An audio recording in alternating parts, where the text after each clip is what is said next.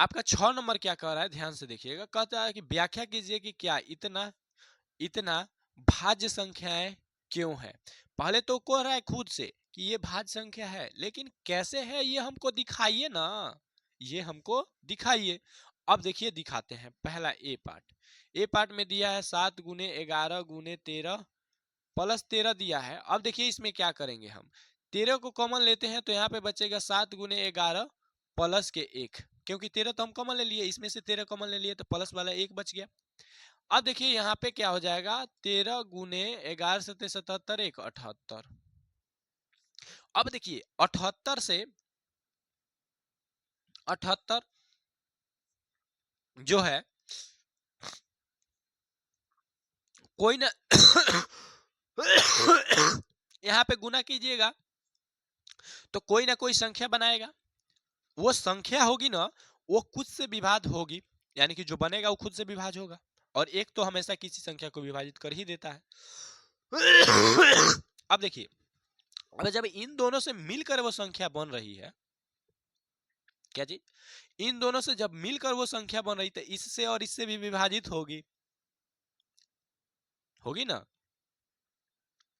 तो ये क्या है, ये आपका भाज्य संख्या इसीलिए है।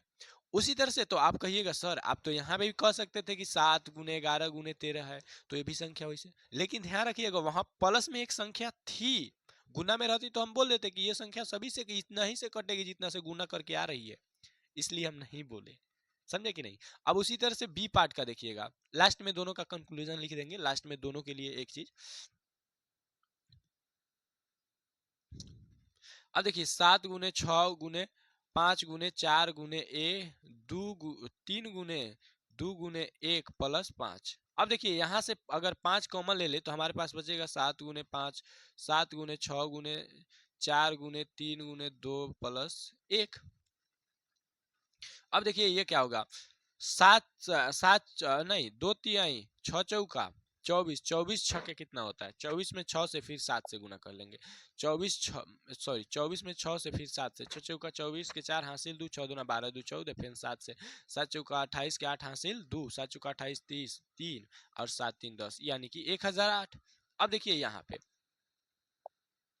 पे 5 गुने 1008 हो रहा है ना, 1000 1008 होता है, कितना आया था जी 1008, तो यहाँ पे 1008 होगा, क्या होगा 1008 होगा। अब देखिए जो नया प्रोडक्ट यहाँ पे बनेगा, नया संख्या बनेगा, वो संख्या खुद से विभाजित, यानी खुद तो विभाजित कर ही लेगी। एक से विभाजित हर एक संख्या होती है, प्लस में ये दो संख्या से विभाजित होगी, 4 गो से हो गई, जबकि कहता है भाज्य संख्या कि 2 से अधिक से विभाज्य होना चाहिए, तो 2 से अधिक तो 4 होते करता है, 4 गो संख्या से विभाजित। तो हम ये बात कहेंगे, चूंकि दोनों के लिए लिख दे रहा है, दोनों संख्याओं का 2 से अधिक गुणनखंड है, 2 से